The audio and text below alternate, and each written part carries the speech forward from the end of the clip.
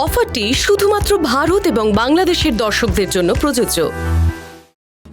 এটা আমি তাহলে সোনার কাছে দিয়ে আসি গো।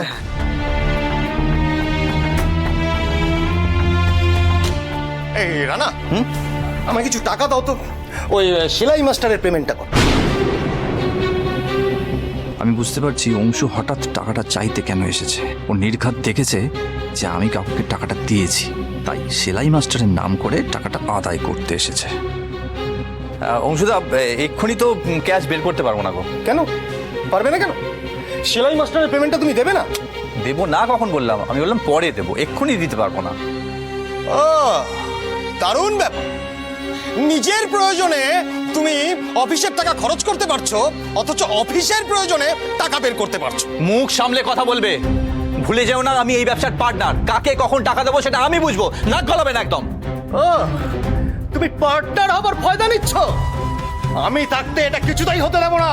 সেটা আমি সায়নের সাথে বুঝে নেব। তুমি কে? তোমাকে কৈফিয়ত দেবো? এই, আমি কে? ঠিক আছে, আমিও দেখিয়ে দেবো আমি কে। এই কেসটা আমি নিজের হাতে হ্যান্ডেল করব।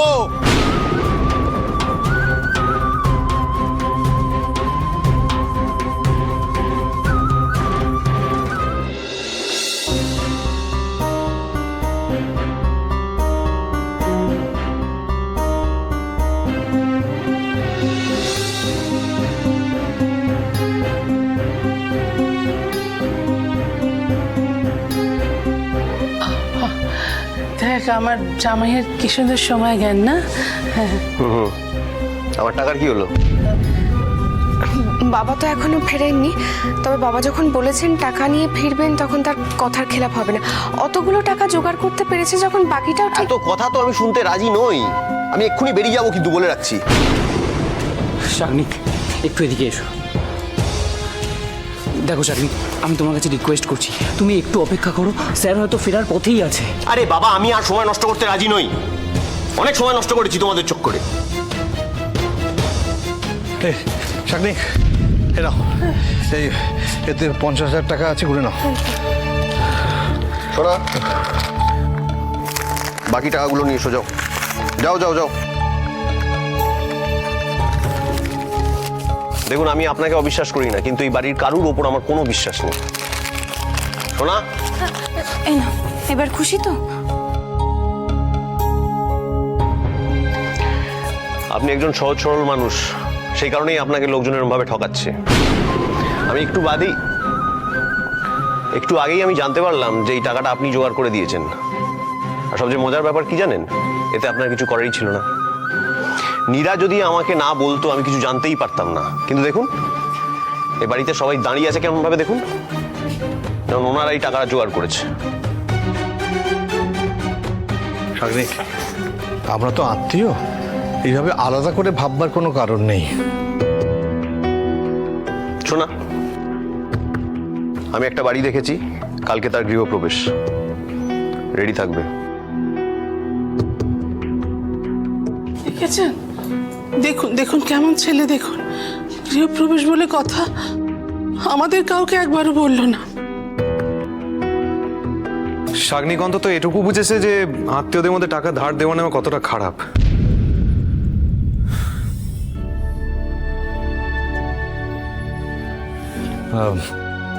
বেয়ান, আমি এবার বেরোবো। না না বেআই মশাই, এ কি, আপনি দুটি না খেয়ে কিছুতেই যেতে পারবেন না।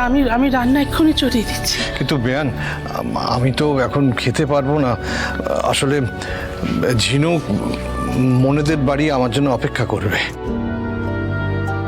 বেআই মশাই, আমি আপনার কাছে আবদার করছি, আপনি না খেয়ে গেলে আমার ভারী খারাপ লাগবে।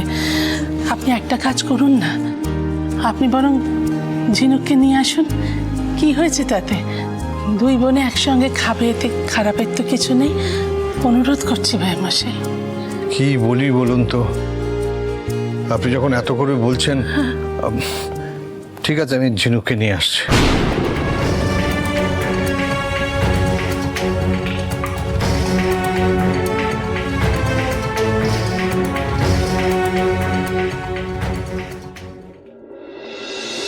বাবা তুমি?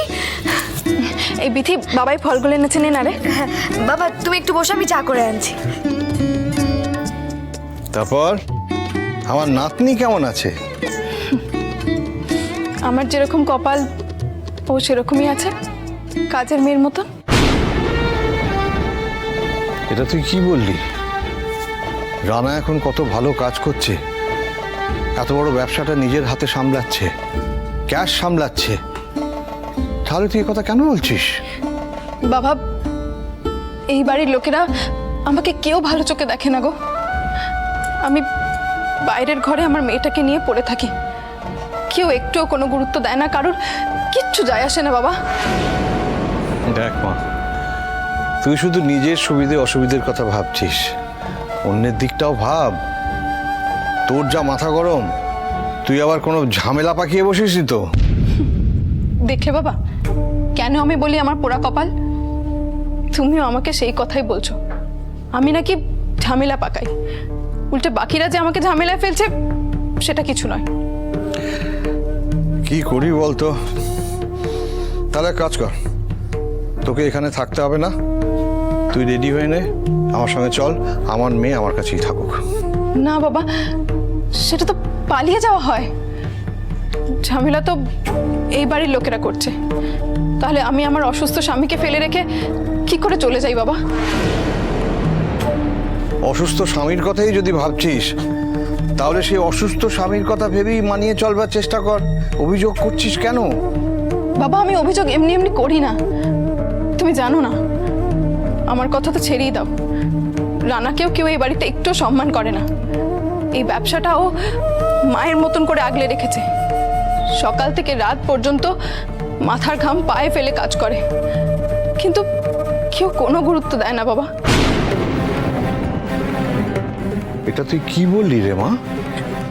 হ্যাঁ বাবা, শুধু তাই নয়, উল্টে উল্টে সবাই এটাই চেষ্টা করে রানাকে কি করে ছোট করা যায়, ওকে ব্যবসা থেকে কি করে বাদ দেওয়া যায়।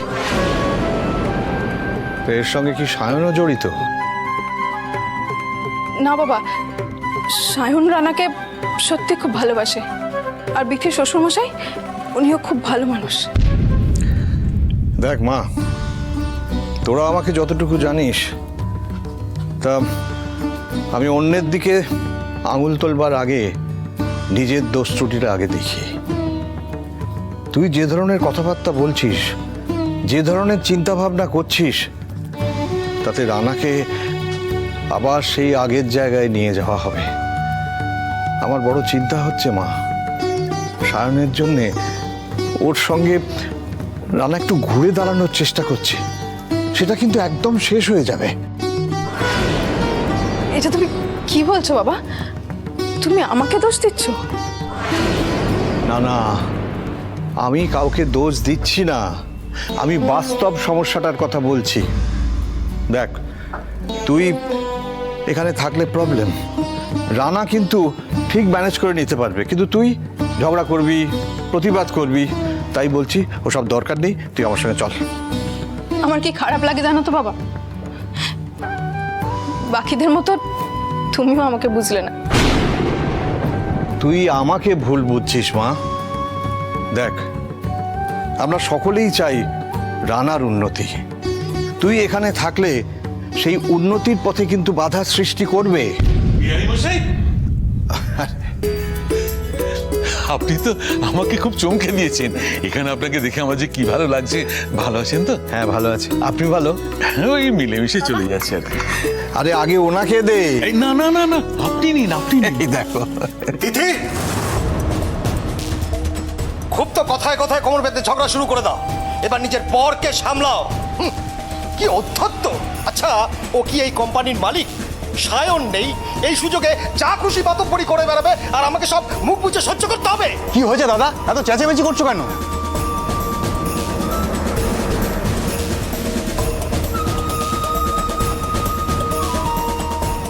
কি ব্যাপারে হঠাৎ এত মেজাজ দেখাচ্ছিস কেন? মেজাজ দেখাচ্ছে রানা। কোম্পানির সব কর্মচারীর সামনে আমাকে অপমান করেছে। আমার ভাইয়েরটা খাবি, পড়বি, থাকবি, আবার আমাকেই চোখ রাঙাবি? কত বড় সাহস! একদম চুপচাপ থাকবি। গলাবাজি করা কোনো দরকার নেই। আমি কিন্তু ঘাসে মুখ দিয়ে চলি না। আমি খুব ভালো করে জানি কার কতটা ক্ষমতা। রানা এই কোম্পানির একটা অ্যাসেট। ও কি কাজ করতে পারে সেটা আমি খুব ভালো জানি, আর তোরাও কতটা আহাম্মক সেটা জানতে আমার বাকি নেই। তুমি কিন্তু আমাদের ইনসাল্ট করছো। কোনো কথা না বলে সোজা ভেতরে যাবি। তোমাকে আমার কথা শুনতেই হবে। তুমি একতরফা ভাবে রানাকে সাপোর্ট করতে পারো না। চুপচাপ কথা না বলে ভেতরে যা। আমার শেষ কথা, রানাকে নিজের মতো কাজ করতে দিতে হবে। সবাই সব কাজ পারে না, কিন্তু বিজনেসটা রানা তোদের থেকে অনেক ভালো বোঝে। তবে ওই যে মাথা গরম করে ফেলেছে, তার পেছনে অন্য কোনো ঘটনা আছে, সেটা আমি খুব ভালো জানি। আরে তুমি তো কোনো কথা না বলে সোজা ভেতরে যা।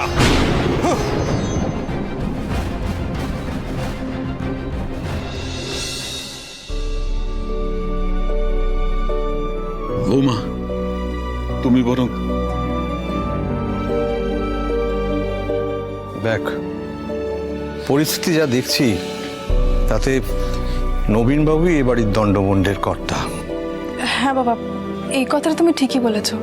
তা উনি তো তোকে সাপোর্ট করেন, তাহলে তুই ভয় পাচ্ছিস কেন? দেখ, নবীনবাবুই তো এ বাড়ির মাথা। এ বাড়িতে কন্ট্রোল রাখার দায়িত্বটা তারই। তুই শুধু একটু ঠান্ডা মাথায় মানিয়ে চলার চেষ্টা কর, বাকিটুকু উনিই দেখে নেবেন। আপনি একদম চিন্তা করবেন না বেআই মশাই। তিথি আর রানা আমার দায়িত্বে আছে। ওদের কোনো রকম অযত্ন অবহেলা আমি কিছুতেই সহ্য করব না। আপনার ওপর সে আস্থা আমার আছে। আমার দেখে খুব ভালো লাগলো যে আপনার ছেলেরা আজও আপনাকে কত মান্য করে। বেআই মশাই, পুরো সংসারটা নিয়ে চলতে হয় তো, আর তাছাড়া আমাকে মান্য না করলে ওদেরও যে মুশকিল। শুধু তিথি একটু ভেঙে পড়েছে, এই যা। মা, তুমি এখানে নতুন এসেছো, তোমাকে যে একটু বুদ্ধি খাটিয়ে চলতেই হবে। বৌমা, তুমি বরং এখন থেকে তোমার দিদিকে বুঝিয়ে বলবে যে কোথায় কিভাবে মানিয়ে চলতে হয়। মা, তোমাকে একটা কথা বলি, তুমি মাথাটা ঠান্ডা রেখে চলার চেষ্টা করো। মাথা ঠান্ডা রাখলেই দেখবে পাহাড় পেরিয়ে যেতে পারছো। বাহ, খুব ভালো কথা বললেন। কিন্তু আমি আর দেরি করবো না, আমি তাহলে আসি। মা, আমি আসি। হ্যাঁ, ভালো থাকিস। চলুন আপনাকে এগিয়ে দিয়ে আসি। ভালো থাকিস মা।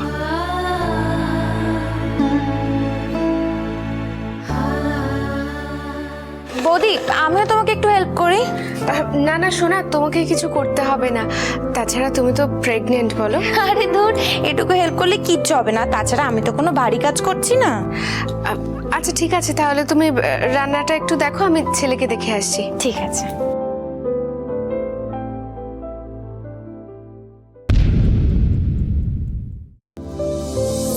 এই শোনা, বৌমা কোথায় গেল রে? ওই তো বললো ছেলে কান্নাকাটি করছে, তাই দেখতে গেল। শোনা, আমার মনে না একটা খুব সন্দেহ জাগছে। কি কি সন্দেহ? খুব সন্দেহ। আচ্ছা, আমায় তুই একটা কথা বল, এই যে বৌমা হুট করে গেল বাবার কাছে, গিয়ে বললো টাকা লাগবে, বাবা আমনে এতগুলো টাকা দিয়ে দিল, হ্যাঁ, কোত্থেকে পেল? হ্যাঁ, আবার দুদিনের মধ্যেই, মানে সময় নিল না দিতে। কি করে হয়? আমার খুব মনে হচ্ছে, খুব মনে হচ্ছে ওনার কাছে টাকা আছে, উনি খালি মুখে নেই নেই করেন। আমারও তো এটাই মনে হচ্ছে, জানো মা। কিন্তু কিন্তু তাহলে আর একটা প্রশ্ন, এতগুলো টাকা এলো কি করে? একটা মাস্টার মশাই 4-4টে মেয়ে পার করেছে, না না, এত টাকা তার কাছে কি করে থাকে? হ্যাঁ বল, সন্দেহ হবে না? খুব সন্দেহ হচ্ছে।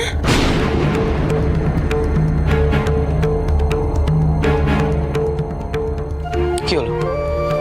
খুব ভালো লাগছে না এইসব কথাগুলো শুনতে? হ্যাঁ, আমি তোমাকে পই পই করে বারণ করেছিলাম, মায়েদের কথায় নিচো না, নিচো না। এখন হলো তো? শোনো বৌদি, আমার মা জীবনে পাল্টাবে না। এই স্বভাব মায়ের রক্তে ঢুকে গেছে। নীরা, শাশুড়ি তোকে যেতে বলেছে, এখন তাকে অমান্য করব কি করে? এটা তো খুব খারাপ দেখায়। আমি তো অপ্রস্তুত হয়ে যাব, সেটা তুই ভাব। তুমি আমার অপ্রস্তুত অবস্থার কথাটা ভাবো। বিশুদার সঙ্গে আমার বিয়ের কথা হয়েছিল, সেটা তুমি ভুলে গেছো। এখন আমি বিশুদার সামনে গিয়ে কি করে দাঁড়াবো বলো তো? তুই কি করে দাঁড়াবো এই কথাটা কেন বলছিস আমি তো বুঝতে পারছি না। যেন তুই সাংঘাতিক কোনো অপরাধ করে বসে আছিস। তুই তো তোর আপত্তির কথা পরিষ্কার জানিয়ে দিয়েছিস। তবু একটা অস্বস্তি হয় না? তুমি কেন বুঝতে চাইছো না? শোন, তুই আমার কথাটা শোন। ওই বাড়িতে তোর আর বিশুর বিয়ে নিয়ে কেউ কোনো কথা বলবে না, তুই নিশ্চিন্তে থাক। না, মেজদি শাশুড়িকে আমার ঠিক ভরসা হয় না। মনে হয় সবসময় কোনো মতলবে আছেন। মতলবে থেকে তো কোনো লাভ নেই। উনি যে এই সম্বন্ধ করতে গেছিলেন সেটা বিশু মোটেই ভালো চোখে দেখেনি। চল তো, আমি বলছি চল, কিচ্ছু হবে না। না বাবা, আমি তো বুঝতেই পারছি না তাহলে আমাকে এত ডাকাডাকি কেন? আর এখানেই তো আমার আরো বেশি সন্দেহ। আরে তুই যে সন্দেহ করছিস, তোর সন্দেহটা তো ভুলও হতে পারে, অন্য কোনো কারণেও তো ডাকতে পারে। আরে ডাকাডাকি করলে না গেলে সেটা খুব খারাপ দেখায়।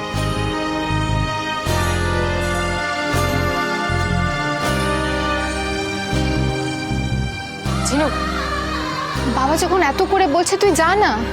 হ্যাঁ ঝিনুক, দেখো আমারও মনে হয় তুমি মন শক্ত করে একবার চলেই যাও। তোমাকে তো জোর করে বিয়ে দিয়ে দেবে না। আরে তোমাকে তো জিজ্ঞেস করবে নাকি, তখন তোমার তো রাইট আছে না বলা, তুমি না বলে দেবে।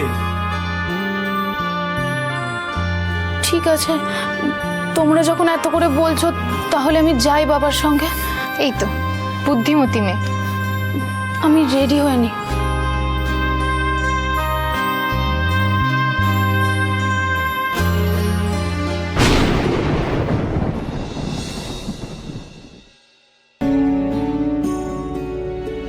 ঝিনুক, তুই এত চিন্তা করিস না। বিশুদাকে নিশ্চয়ই তুই আমার থেকে ভালো চিনিস না? অস্বস্তিটা তো কিছুতেই কাটাতে পারছি না। তুই নিশ্চিন্ত থাক, বিশুদা এমন কোনো কথা বলবে না যাতে তোর খারাপ লাগে। তাই যেন হয় শেষদি। তাই হবে, তুই আমার কথা মিলিয়ে নিস। বিশুদা তোর সাথে পড়াশোনার কথা বলবে, তুই যাতে আরো বেশি পড়াশোনা করিস তার উৎসাহ দেবে। তুই যাতে জীবনে উন্নতি করিস সেই কথাই বলবে। সে তো বুঝলাম, কিন্তু বিয়ের কথাটা তো আর মুছে যাবে না বল। মনের মধ্যে তো একটা খচখচ রয়েই যাচ্ছে, আর যত অস্বস্তি তো সেটা নিয়েই। তুই এত ভাবিস না, দেখবি বিশুদার সামনে গিয়ে দাঁড়ালেই তোর সব অস্বস্তি কেটে যাবে। দেখা যাক কি হয়। এতদিন ধরে সহ্য করলে কি করে তোমরা? কি করবো বলো তো? সায়নের কথা নয় বাদই দিলাম, বাবা পর্যন্ত ও রানা বলতে অজ্ঞান। তেমন হলে বাবার সাথে আমি কথা বলবো। বাবা যদি বাইরের লোকেদের এভাবে লাই দেয় তাহলে তো এই বাড়িতে আমাদের কোনো অস্তিত্বই থাকবে না। সে রানাকে যদি কোনোভাবে এই বাড়ি থেকে তাড়ানো যায় তাহলে ওর সঙ্গে ওর বউটাও বিদায় হবে। আমাদের এই বাড়িটাকে নিজেদের সম্পত্তি বলে মনে করেছে। রানাকে যদি এখান থেকে বের করে দিতে পারি তাহলেই আমাদের জীবনে সুখ ফিরে আসবে। বিশেষ করে আমরা যদি সায়নের ওই অফিস আর মিলের উপর দখলদারি করতে পারি তাহলে আর আমাদের আনন্দের সীমা থাকবে না। আর দাদা, ওই তিথিকে যদি এই বাড়ি থেকে বিদায় করা যায় তাহলে পৃথিবীর উপরেও আমরা ভালো করে কন্ট্রোল করতে পারবো।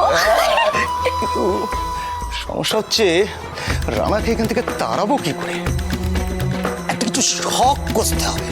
শখ? শখ, আইডিয়া। কি কি কি?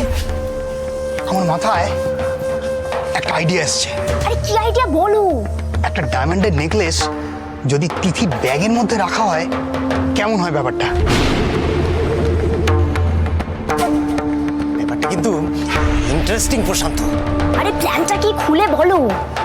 শোনো, প্ল্যানটা খুব সিম্পল। একটা ডায়মন্ডের নেকলেস ওর ব্যাগের মধ্যে রেখে দাও, ওর চোখ এড়িয়ে। তারপর কায়দা করে বাড়িতে রটিয়ে দাও সেটা চুরি হয়ে গেছে। বাড়িতে হইচই পড়ে যাবে।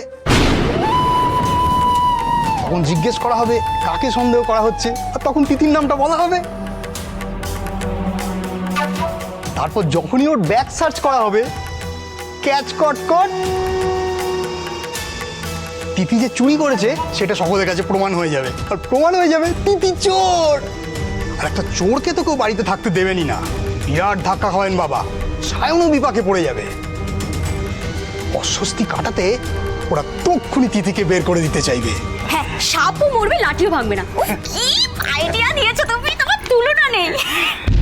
এখন আমাদের ঠিক করতে হবে কাজটা কিভাবে করা যায়। এই, আমাদের তিনজনেরই কিন্তু একটা একটা করে দায়িত্ব নিতে হবে। এই কাজটা মানে একা একা কিন্তু করা যাবে না, মানে একটা টিম করে করতে হবে। মানে আমার কথাটা শোনো, মেয়েদের ব্যাগের ঘাটাঘাটি ব্যাপারটা মেয়েরা করাই ভালো। অঞ্জলি, এই নেকলেসটা ব্যাগে রাখার দায়িত্ব কিন্তু তোর। ঠিক আছে, আমি করে দেবো। আমি আর প্রশান্ত চারিদিকে নজর রাখবো আমাদের এই সিক্রেট কাজটা কেউ দেখছে কিনা। ওকে, ডান। এবার হলো গিয়ে সেকেন্ড স্টেজ। বাড়িতে একটা শোরগোল ফেলে দিতে হবে। অঞ্জলি, শোরগোলটা কিন্তু তুই বেশি করবি। ধরে নেওয়া যাক নেকলেসটা তোর। আমি এমন গন্ডগোল শুরু করব না, তোমরা দেখো।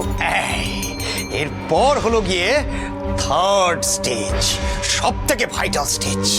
আমরা ঘরে ঘরে খোঁজ শুরু করব, লোকজন জোগাড় করে হই হই করে খুঁজতে শুরু করব। তারপর সুযোগ বুঝে ঢুকে যাব তিথির ঘরে।